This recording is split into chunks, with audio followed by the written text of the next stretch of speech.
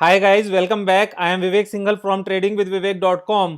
और आज हम डिस्कस करने वाले हैं एबट इंडिया के बारे में। और एबट इंडिया को चूज करने का रीजन बड़ा सिंपल सा है कि पिछले कुछ टाइम से ये लगातार गिरे जा रहा है। तो वो क्यों गिर रहा है, उसके पीछे क्या रीजन है और टेक्निकल चार्ट से इस बारे में क्या कहते हैं, तो उन सब चीजों को एक बार समझ लेते हैं और हमें क्या करना चाहिए। अगर हमारे पास है तो उसको रखना चाहिए या नहीं रखना चाहिए, और अगर हमारे पास नहीं है तो क्या हमें इसमें फ्रेश इन्वेस्टमेंट करनी चाहिए।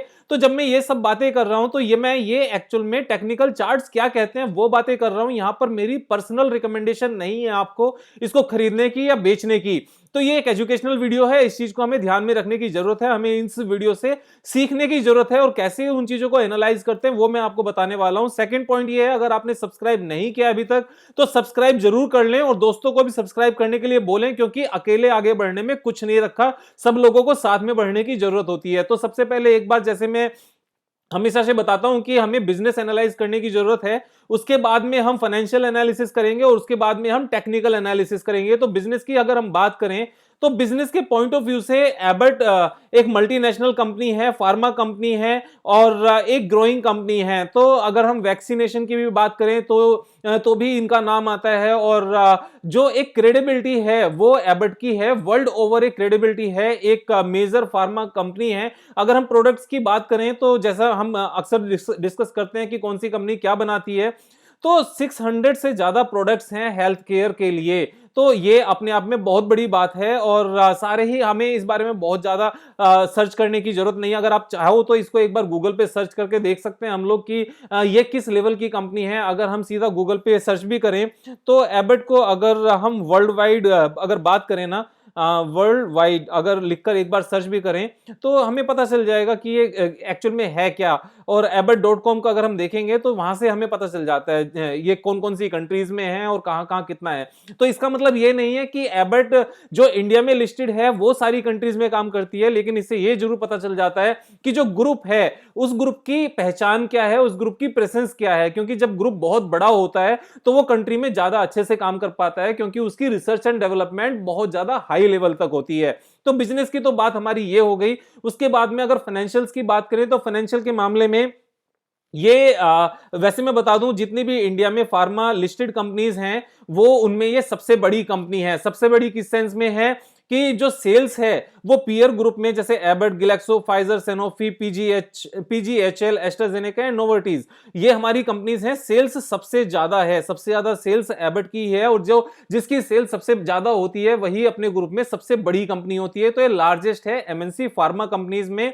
जब सेल्स इनकी सबसे ज्यादा है और तो प्रॉफिट भी इनका सबसे ज्यादा ही है, ऐसा नहीं है कि दूसरी किसी कंपनी का प्रॉफिट इनसे ज्यादा हो, प्रॉफिट भी इनका सबसे ज्यादा है। तीसरी, एफिशिएंसी भी इनकी सबसे ज्यादा है।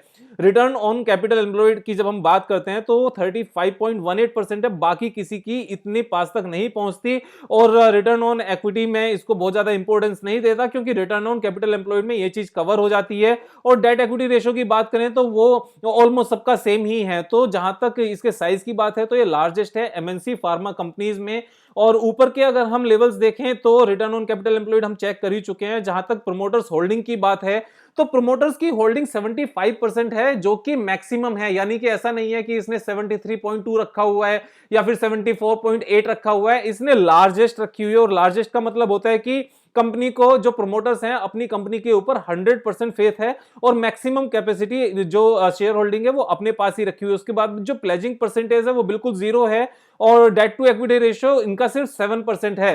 तो 7% ऐसा कुछ नहीं होता, उसमें बहुत ज्यादा जाने की जरूरत नहीं है। और उसके बाद में अगर हम नीचे जाते हैं और क्वार्टरली रिजल्ट्स देखते हैं तो क्वार्टरली रिजल्ट्स में यहां पर कंसिस्टेंट इनकी ग्रोथ है। 881 करोड़ से बढ़ते बढ़ते 1055 करोड़ तक पहुंच गए हैं और नेट प्रॉफिट भी हमारा 115 से इंक्रीज होते हुए 181 करोड़ पहुंच गया है। तो ये एक कंसिस्टेंट ग्रोथ है क्वार्टरली रिजल्ट्स में। और अगर हम प्रॉफिट एंड लॉस की बात करें, यानी कि हम ईयरली रिजल्ट्स की बात करें, तो 666 करोड़ से इंक्रीज होते हुए 4159 तक पहुंचे हैं। और नेट प्रॉफिट भी हमारा 63 करोड़ से बढ़ते हुए 659 करोड़ तक पहुंचा है। यानी कि पिछले 12 साल में, लास्ट 12 ईयर्स में जो नेट प्रॉफिट है वो लगभग 12 टाइम्स हो गया है। तो 12 टाइम्स और वो कंसिस्टेंटली हुआ है, मतलब ऐसा कभी नहीं हुआ कि इनका नेट प्रॉफिट नीचे गया हो। 63, 78, 61 यहां पर थोड़ा सा हुआ, उसके बाद में 120, 145, 198, 229, 255, 277, 401, 450, 593, 659, यानी कि पिछले 10 सालों में एक बार भी ऐसा नहीं हुआ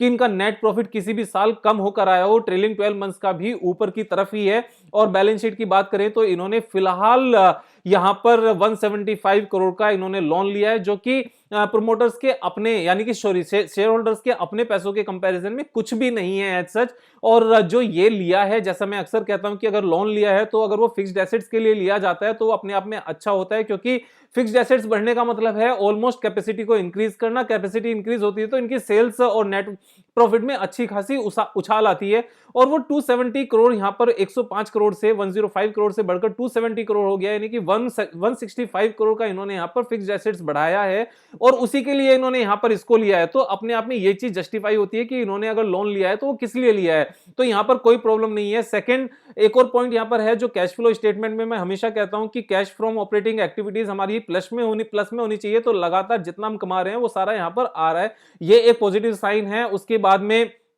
हमारा जो रिटर्न जो शेयर होल्डिंग पैटर्न है, शेयर होल्डिंग पैटर्न हमारा मेंटेन है, ऑलमोस्ट मेंटेन है कि 75% प्रोमोटर्स के पास है, एफआईआई के पास भी है। एफआईआई में अगर हम देखें तो थोड़ा सा यहां पर कम हुआ है, लेकिन इसको कुछ खास कम करना कहते नहीं है, ऑलमोस्ट सेम ही है। पब्लिक के पास हमारा 18.09% है, बहुत ज्यादा इंपैक्ट ये है नहीं, और प्रोमोटर्स के पास उतना ही है, तो यहां पर कोई प्रॉब्लम नहीं है। अब उसके बाद आते हैं टेक्निकल पे कि टेक्निकल में ऐसा क्या हुआ। और अगर हम देखें तो पिछला एक साल के लेवल पर ये हमें आज की डेट में मिल जाता है 10 फरवरी 2020। तो मैं जैसे एक बात हमेशा कहता हूं कि मार्केट में जो पैसा खोता है वो दो रीजन से खोता है।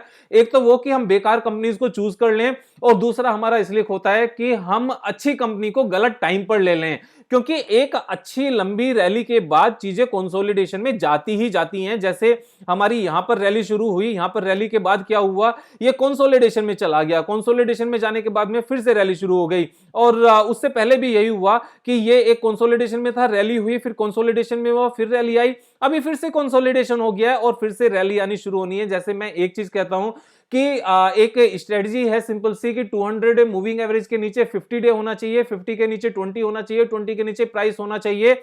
तो यहां पर ये सारी कंडीशंस मीट होती हैं। सबसे ऊपर 200 डे मूविंग एवरेज है, उसके नीचे red line 50 day moving average है, उसके नीचे 20 डे मूविंग एवरेज है, उसके नीचे प्राइस है। और अगर यहां पर ये चीजें पूरी होती हैं, इसके साथ में अगर एक और हम पैरामीटर को साथ में लगा दें जिसको आरएसआई कहते हैं, तो आरएसआई मैंने यहां पर लगाया हुआ है। आरएसआई अगर हमारा 30 के नीचे चला जाए तो ये सोने पे सुहागा वाला काम करता है कि हमारे ये ओवर पेसिमिस्टिक सिचुएशन में शेयर पहुंचा हुआ है। टेक्निकली वैसे नहीं, क्योंकि कंपनी के जो नेट प्रॉफिट हैं वो लगातार ग्रो कर रहे हैं और कभी भी इसके नेट प्रॉफिट ऐसा हुआ ही नहीं कि नीचे की तरफ को गए हो। यहां पर भी जो 244 करोड़ का नेट प्रॉफिट है करंट क्वार्टर का, वो लार्जेस्ट एवर है। और 181 जो करंट जो ये हमारा प्रॉफिट है पिछले 4 क्वार्टर्स का, अगर आप लगातार देखो तो हाईएस्ट एवर है, पहले कभी इतना आया ही नहीं है। नेट प्रॉफिट में भी वो चीज देखी गई है। तो यहां पर ये जब हम इस लेवल की बात करते हैं तो मेरे हिसाब से ये लेवल हमेशा 20% प्लस कमाकर दे देता है अगले 6 महीने में। This is my experience. I am not recommending here to buy this share on particular this criteria, आपको अपना माइंड लगाना है। लेकिन मेरा एक्सपीरियंस ये है कि इस तरह की सिचुएशन में जब कोई चीज खरीदी जाती है तो वो 20% तो हमेशा दे देती है। बस एक चीज ध्यान रखने की जरूरत है कि लाइफ टाइम हाई तक वो 20% का गैप है या नहीं है। तो देखे तो यहां पर 30% का गैप है, तो यहां पर ये अच्छे पैसे मेरे हिसाब से बिल्कुल आसानी से बनते नजर आते हैं, क्योंकि ये चीजें ऐसे ही काम करती है। अगर आप पास्ट में भी देखोगे ना इस शेयर को, तो इस शेयर ने ऐसे ही किया है। जब कंसोलिडेशन हुआ है, कंसोलिडेशन के बाद अगर आप देखोगे तो 200 डे मूविंग एवरेज के नीचे आया, थोड़ा सा टाइम स्पेंड किया, थोड़ा सा ऊपर गया, फिर उसके बाद में नीचे आया। सेम सिचुएशन यहां पर नजर आती है कि ऊपर से नीचे आया, 200 डेज के नीचे आया, फिर यहां पर टाइम स्पेंड किया, थोड़ा सा ऊपर गया और फिर एक बार और नीचे आया। और उसके बाद जो इसने रैली लेनी शुरू की, तो उसके बाद जो यहां से रैली शुरू हुई थी, अगर आप देखोगे तो कंसिस्टेंटली कितना इसने हाई ऊपर बनाया था। तो ये हमारा जो प्रॉफिट आया था उससे पहले 157% का गेन दिया था इसने इस छोटे से टाइम फ्रेम में। अगर इस छोटे से टाइम फ्रेम को देखें तो ये कितना था एक्चुअल में, यहां पर इसने 157% का गेन दिया था।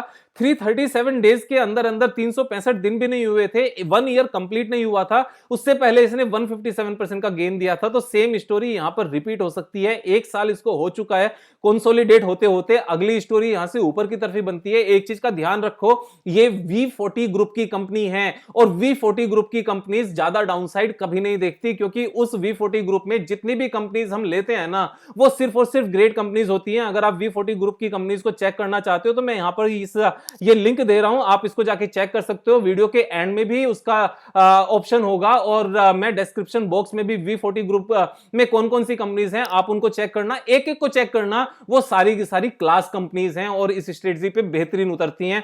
कल फिर मिलेंगे एक नए वीडियो के साथ। दोस्तों के साथ शेयर करके उनको सब्सक्राइब करने के लिए बोलना। अकेले आगे बढ़ने में कोई मजा नहीं है, सबको आगे बढ़ने में मजा आना चाहिए। वीडियो को देखना, जो V40 ग्रुप की कंपनी है, जो वीडियो है उसमें मैंने सारी कंपनीज को बताया हुआ है कि वो कौन कौन सी कंपनीज हैं। That is the best list. अगर आप चेक करोगे एक एक कंपनी उसमें बेहतरीन है। कल फिर मिलेंगे एक नई वीडियो के साथ ठीक 5 बजे। तब तक मजे करो यार। Thank you so much.